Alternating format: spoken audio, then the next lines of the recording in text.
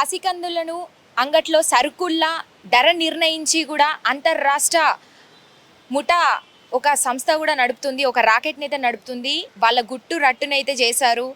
Medipalli police పరిధిలో ఈ ఘటన అయితే చోటు చేసుకుంది. సో చిన్నపిల్లల్ని దాదాపు ఒక ఆంధ్రప్రదేశ్ నుంచి ఒక 7 మందిని, అదేవిధంగా తెలంగాణ నుంచి కూడా ఒక 9 మంది పిల్లల్ని, మొత్తంగా 16 మంది పిల్లల్ని అయితే హ్యాండ్ ఓవర్ చేసుకున్నారు. రాచకొండ పోలీస్ కమిషనరేట్లో ఇదైతే చోటు చేసుకున్నటువంటి సంగతి తెలిసిందే మనకి.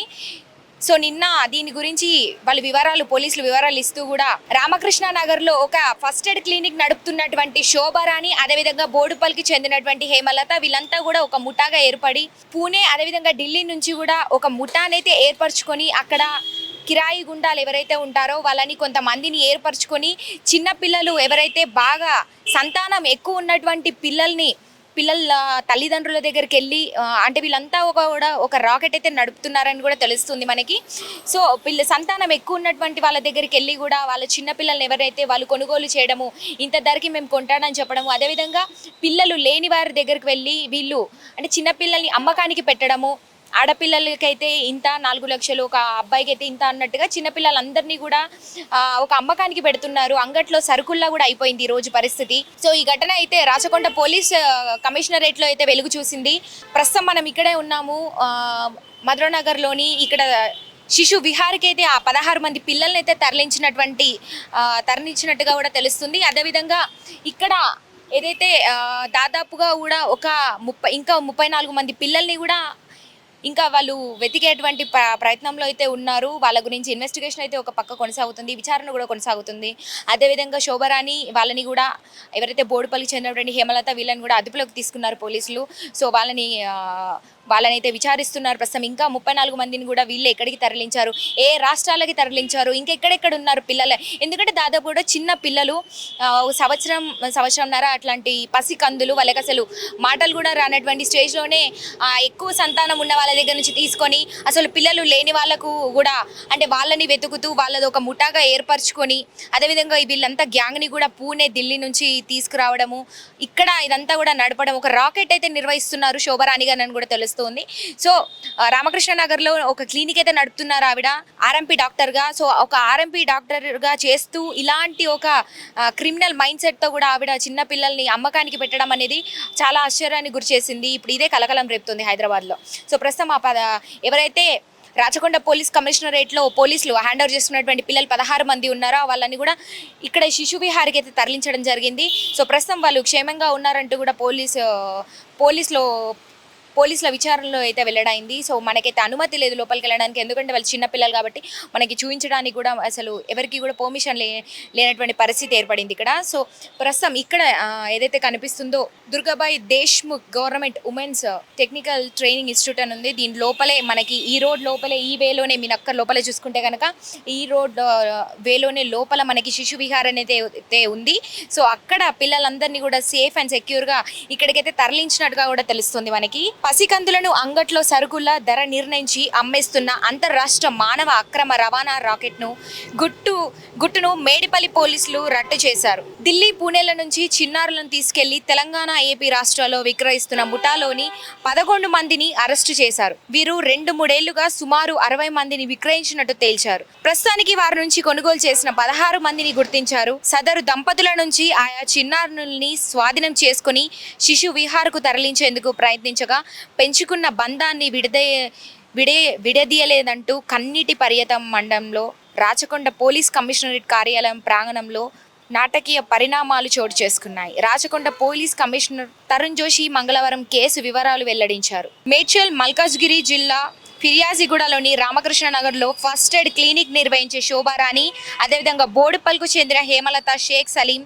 గట్కేసర్లోని అన్నాజీగూడకు చెందిన తల్లి కుమారులు బండారి పద్మ, హరిహర చేతన్లు ఓ ముఠాగా ఏర్పడి సంతానాలేమితో బాధపడే దంపతుల్ని గుర్తిస్తున్నారు. అధిక సంతానం, ఆర్థిక సమస్యలతో బాధపడుతున్న తల్లిదండ్రులు తెలుసని వారి పిల్లల్ని విక్రయించేందుకు సిద్ధంగా ఉన్నారని చెబుతారు. వ్యక్తిని బట్టి ఒక్కో చిన్నారికి రూపాయలు 2 లక్షల నుంచి రూపాయలు 6 లక్షల వరకు ధర చెబుతారు. ఎవరైనా కొనుగోలుకు అంగీకరిస్తే మరో ముఠాకు సమాచారం ఇస్తారు. ఇందులో విజయవాడకు చెందిన బలగం సరోజ, యాదవత్ శారద అలియాస్ షకీలా పఠాన్, పఠాన్ ముంతాజ్, జగన్నాథం అనురాధ మహబూబ్ నగర్కు చెందిన ముదావత్ రాజు, హైదరాబాద్ చర్లపల్లికి చెందిన యూత్ మమత ఉన్నారు. వీరు ఢిల్లీకి చెందిన కిరణ్, ప్రీతి పూణేకు చెందిన కన్నయ్యలను సంప్రదిస్తారు. వీరు తమ నగరాల్లో పిల్లలను సేకరించి ఇక్కడికి తీసుకొచ్చి అప్పగిస్తారు. అయితే వీరు పెద్ద ఎత్తున తల్లిదండ్రుల వద్ద కొనుగోలు చేస్తున్నారా లేక కిడ్నాప్ చేస్తున్నారా అనేది ఇంకా నిర్ధారణ అయితే కాలేదు. ఒక్కో చిన్నారికి ₹50,000 నుంచి ₹1,00,000 వరకు కమిషన్ తీసుకుంటున్నారు. ప్రస్తుతం ఈ ముగ్గురు పరారీలో ఉన్నారు. మిగతా 11 మందిని అరెస్ట్ చేశామని పోలీసులు తెలిపారు. శోభారాణి, హేమలత కలిసి చిన్నారుల్ని విక్రయిస్తున్నట్లు ఫిర్యాజిగూడలోని అక్షర జ్యోతి ఫౌండేషన్ నిర్వాహకులు సాయి కుమార్ అనే యువకుడికి తెలిసింది. దీంతో మేడిపల్లి ఇన్స్పెక్టర్ గోవిందారెడ్డి సహాయంతో స్ట్రింగ్ ఆపరేషన్ ప్రారంభించారు. తమకు పిల్లలు కావాలని శోభారాన్ని సంప్రదించగా బాబుకు ₹6 లక్షలు, పాపకు ₹4.5 లక్షలు అవుతుందని చెప్పింది. అడ్వాన్స్ కింద ₹10,000 తీసుకొని బిడ్డ కుదిరిన తర్వాత చెబుతానని పంపింది. ఈ నెల 21న ఫోన్ చేసి పాప ఉందని, బుధవారం రావాలని సమాచారం ఇచ్చింది. ఈ మేరకు ఫౌండేషన్ నిర్వాహకులు ఆ రోజున వెళ్ళగా శోభారాణి, హేమలత ఓ పాపను చూపించారు. వెంటనే పోలీసులకు సమాచారం ఇవ్వగా వారు చేరుకొని ఇద్దరిని అరెస్ట్ చేశారు. చిన్నారిని స్వాధీనం చేసుకొని అక్కడి నుంచి తీసుకొచ్చారు. విచారించగా ఒక్కో లింకు బయటపడ్డాయి. అక్రమంగా చిన్నారుల్ని కొన్నట్లు తేలిన 16 మంది పైన కేసులు నమోదు చేశామని పోలీసులు ప్రకటించారు. 11 మందిని అరెస్ట్ చేశారు. 16 మందిలో తెలంగాణకు చెందిన వారు 9 మంది, ఏపీకి చెందిన వారు 7 ఉన్నారు. రాచకొండ పోలీస్ కమిషనరేట్లో పిల్లల్ని దాదాపు 16 పిల్లల్ని అయితే స్వాధీనం చేసుకున్నారు పోలీసులు.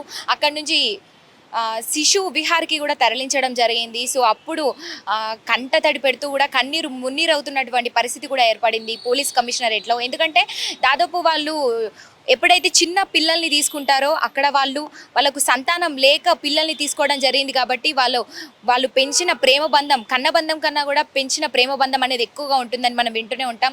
సో అది వాళ్ళు తట్టుకోలేక కూడా అక్కడ ఎంతోమంది తల్లిదండ్రులు కూడా, అంటే ఎవరు కూడా ఊహించినటువంటి సంఘటన ఏర్పడింది. ఎందుకంటే పిల్లలు లేరు కాబట్టి వాళ్ళు పిల్లల్ని కొనుగోలు చేశారు.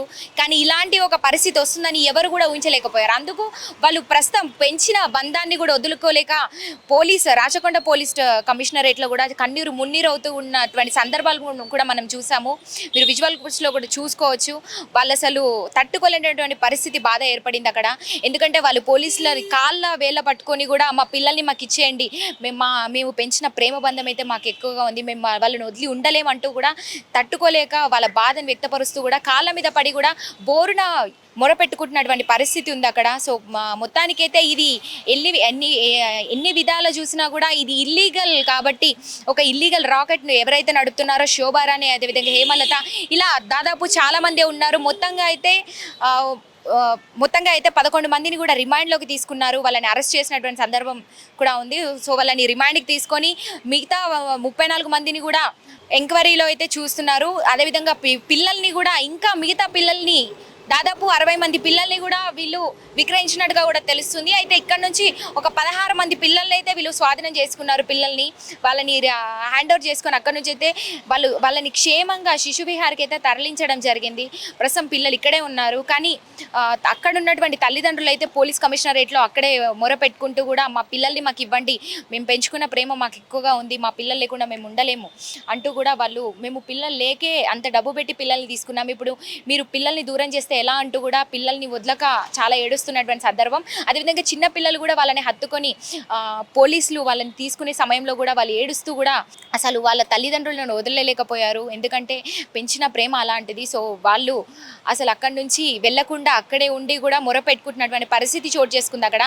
మరి ప్రస్తుతం పిల్లలైతే క్షేమంగా కూడా ఇక్కడ ఉన్నారు. ఎందుకంటే ఇదంతా కూడా ఒక ఇల్లీగల్ బిజినెస్, ఇల్లీగల్ రాకెట్ ఎవరైతే నడుపుతున్నారో వీళ్ళందరినీ కూడా ఈ ముఠా మొత్తం కూడా అదే కాకుండా కొంతమంది పరారులో ఉన్నట్టుగా తెలుస్తుంది.